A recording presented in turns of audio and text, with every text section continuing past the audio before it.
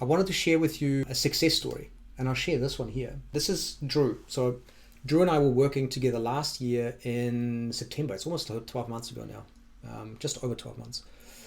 And so Drew is part of a company. They've raised $2.8 million. They raised money from MAERSK, Rocket Internet, and they had all this money.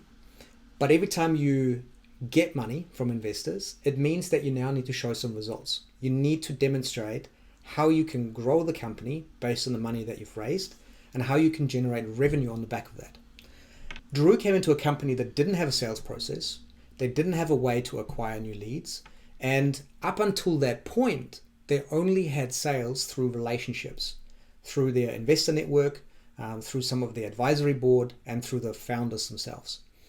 And so how do you then take that and start to generate some leads very, very fast? And that was the question that we went into. And Drew is sort of went about it in a way, when we were working together, he sort of got that growth mindset. So he didn't have all the answers, and he wanted to figure out how we could design a process. And as we were designing this process, we looked at, first up, how do we actually work on the conversion of customers? Like, say you get a meeting today, how do you actually, through showing value and in the sales meeting, take them to a paying customer? What does that process look like? And after refining that part of the sales process, we then looked at how can we have more meetings with people that we can then take through this conversion process. And quite scientifically worked back from the conversion process to then how do we engage people, to then how do we attract more people into that funnel. I believe a lot of companies start the wrong way around.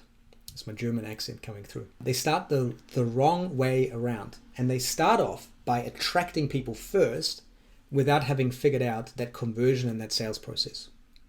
And that's where it becomes very, very expensive. So for Drew, the results were actually pretty good. So in 6 months' time, he came in with 0 sales. In month 1, there were no sales, there were fractional sales. Month 2, I think it was $100,000 or $200,000. And by month 6, generated $2 million in annual revenue, recurring revenue for the company. And this was in December or January when we caught up. And the numbers have now even increased even further. And so it's taking a scientific approach to figuring out the attraction, engagement, and conversion piece that allows you to do that. So this is what success is for Drew, is building a scalable process, a scalable system.